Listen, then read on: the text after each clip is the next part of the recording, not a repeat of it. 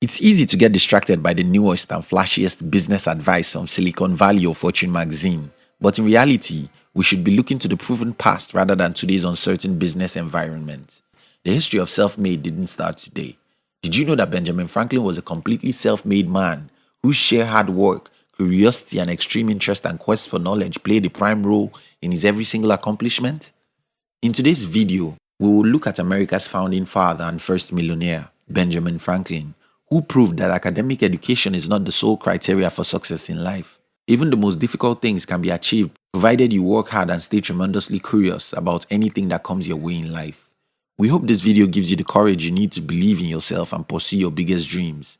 If you're new here, consider subscribing so that you won't miss other exciting videos like this. Benjamin Franklin was born on Milk Street in Boston, Massachusetts on January 17, 1706, and baptized at Old South Meeting House. He was one of the 17 children born to Josiah Franklin and one of 10 born by Josiah's second wife, Abia Folger, the daughter of Peter Folger and Mary Mariel. Among Benjamin's siblings were his older brother James and his younger sister Jane. Josiah wanted Ben to attend school with the clergy but only had enough money to send him to school for 2 years. He attended Boston Latin School but did not graduate. He continued his education through voracious reading. Although his parents talked of the church as a career, for Franklin, his schooling ended when he was 10.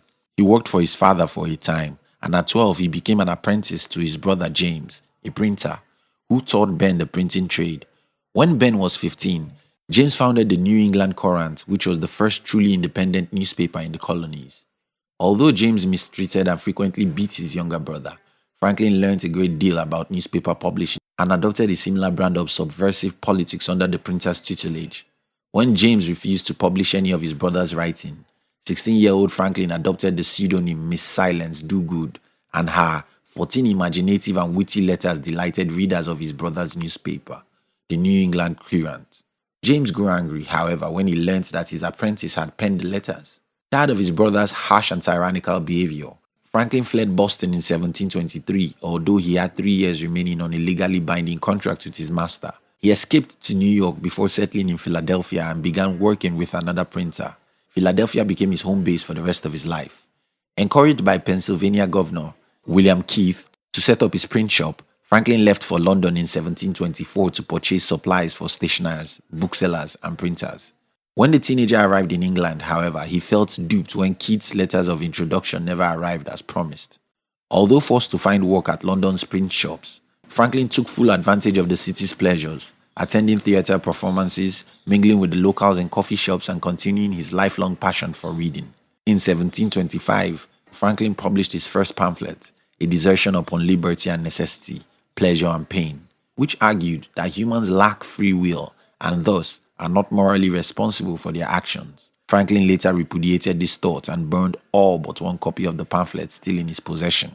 In 1723, after Franklin's move from Boston to Philadelphia, he lodged at the home of John Reed, where he met and courted his landlord's daughter, Deborah. After Franklin returned to Philadelphia in 1726, he discovered that Deborah had married in the interim, only to be abandoned by her husband just months after the wedding. The future founding father rekindled his romance with Deborah Reed, and he took her as his common-law wife in 1730. Around that time, Franklin fathered a son, William, out of wedlock, who was taken in by the couple. The pair's first son, Francis, was born in 1732, but he died 4 years later of smallpox. The couple's only daughter, Sarah, was born in 1743. The 2 times Franklin moved to London in 1757 and again in 1764, it was without Deborah, who refused to leave Philadelphia. His second stay was the last time the couple saw each other. Franklin would not return home before Deborah passed away in 1774 from a stroke at the age of 66. After his return to Philadelphia in 1726, Franklin held various jobs including bookkeeper, shopkeeper, and currency cutter. In 1728, he returned to a familiar trade, printing paper currency. In New Jersey, before partnering with a friend to open his print shop in Philadelphia that published government pamphlets and books. In 1730, Franklin was named the official printer of Pennsylvania. By that time, he had formed the Junto, a social and self-improvement study group for young men that met every Friday to debate morality, philosophy, and politics. When Junto members sought to expand their reading choices, Franklin helped to incorporate America's first subscription library, the Library Company of Philadelphia in 1731. In 1729, Franklin published another pamphlet, a modest inquiry into the nature and necessity of a paper currency, which advocated for an increase in the money supply to stimulate the economy. With the cash Franklin earned from his money-related treaties, he was able to purchase the Pennsylvania Gazette newspaper from a former boss. Under his ownership, the struggling newspaper was transformed into the most widely read paper in the colonies and became one of the first to turn a profit. He had less luck in 1732 when he launched the first German-language newspaper in the colonies, the short-lived Philadelphische Zeitung. Nonetheless, Franklin's prominence and success grew during the 1730s.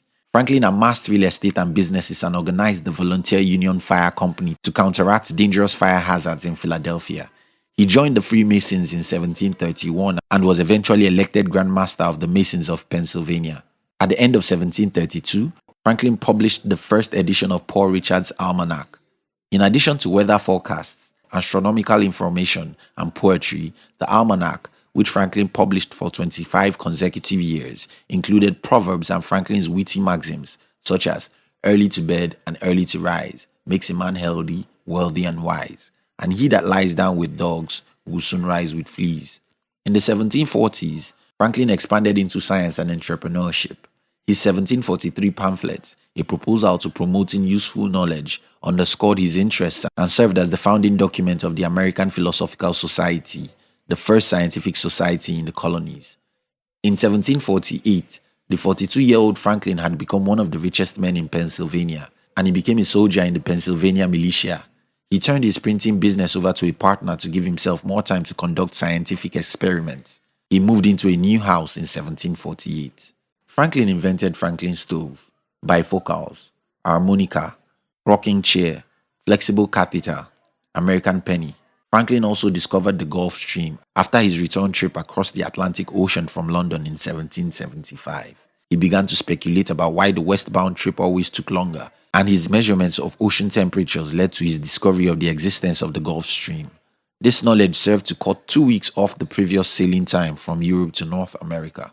Franklin's self-education earned him honorary degrees from Harvard, Yale, England's University of Oxford, and the University of St. Andrews in Scotland. In 1749, Franklin wrote a pamphlet concerning the education of youth in Pennsylvania that resulted in the establishment of the Academy of Philadelphia, now the University of Pennsylvania. In 1748, Franklin acquired the first of several slaves to work in his new home and the print shop. Franklin's views on slavery evolved over the following decades to the point that he considered the institution inherently evil, and thus he freed his slaves in the 1760s. Later in life, he became more vociferous in his opposition to slavery. Franklin served as president of the Pennsylvania Society for promoting the abolition of slavery and wrote many tracts urging the abolition of slavery. In 1790, he petitioned the U.S. Congress to end slavery and the slave trade. In 1752, Franklin conducted the famous kite and key experiment to demonstrate that lightning was electricity and soon after invented the lightning rod. His investigations into electrical phenomena was compiled into Experiments and Observations on Electricity, published in England in 1751. He coined new electricity-related terms that are still part of the lexicon, such as battery, charge, conductor, and electrify. Franklin became a member of Philadelphia's City Council in 1748 and a Justice of the Peace the following year. In 1751, he was elected a Philadelphia alderman and a representative to the Pennsylvania Assembly, a position to which he was re-elected annually until 1764. 2 years later, he accepted a royal appointment as Deputy Postmaster General of North America. When the French and Indian War began in 1754, Franklin called on the colonies to band together for their common defense, which he dramatized in the Pennsylvania Gazette with a cartoon of a snake cut into sections, with the caption, "Join or Die." He represented Pennsylvania at the Albany Congress, which adopted his proposal to create a unified government for the 13 colonies. Franklin's plan of union, however, failed to be ratified by the colonies. In 1757, Franklin was appointed by the Pennsylvania Assembly to serve as the colony's agent in England. Franklin sailed to London to negotiate a long-standing dispute with the proprietors of the colony, the Penn family, taking William and his 2 slaves but leaving behind Deborah and Sarah. He spent much of the next 2 decades in London, where he was drawn to the high society and intellectual saloons of the cosmopolitan city. After Franklin returned to Philadelphia in 1762, he toured the colonies to inspect its post offices. After Franklin lost his seat in the Pennsylvania Assembly in 1764, he returned to London as the colony's agent. Franklin returned at a tense time in Great Britain's relations with the American colonies. The British Parliament's passage of the Stamp Act in March 1765 imposed a highly unpopular tax on all printed materials for commercial and legal use in the American colonies.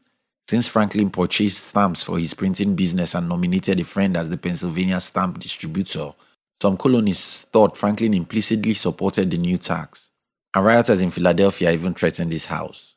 Franklin's passionate denunciation of the tax in testimony before Parliament, however, contributed to the Stamp Act's repeal in 1766. 2 years later, he penned a pamphlet, Causes of the American Discontents, before 1768, and he soon became an agent for Massachusetts, Georgia, and New Jersey as well.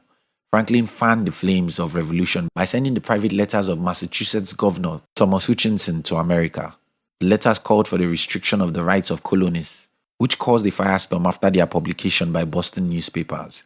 In the wake of the scandal, Franklin was removed as Deputy Postmaster General, and he returned to North America in 1775 as a devotee of the Patriot cause. In 1775, Franklin was elected to the Second Continental Congress and appointed the first Postmaster General for the colonies. In 1776, he was appointed Commissioner to Canada and was one of 5 men to draft the Declaration of Independence. After voting for independence in 1776, Franklin was elected Commissioner to France, making him essentially the first U.S. ambassador to France. He set sail to negotiate a treaty for the country's military and financial support. His reputation facilitated respect and entries into closed communities, including the court of King Louis XIV, and it was his adept diplomacy that led to the Treaty of Paris in 1783, which ended the Revolutionary War. After almost a decade in France, Franklin returned to the United States in 1785. Franklin was elected in 1787 to represent Pennsylvania at the Constitutional Convention, which drafted and ratified the new U.S. Constitution. The oldest delegate at the age of 81, Franklin initially supported proportional representation in Congress. Still, he fashioned the Great Compromise that resulted in proportional representation in the House of Representatives and equal representation by the states in the Senate. In 1787, he helped found the Society for Political Inquiries, dedicated to improving knowledge of government. Franklin was never elected President of the United States. However, he played an essential role as one of the 8 founding fathers, helping draft the Declaration of Independence and the U.S. Constitution. Franklin's life and service contributed to America we know today. He was a true polymath and entrepreneur, which is no doubt why he is often called the first American. Franklin died on April 1790 in Philadelphia, Pennsylvania, at the home of his daughter, Sarah Bash. He was 84, suffered from gout, and had complained of ailments for some time, completing the final codicil to his will a little more than a year and a half before his death.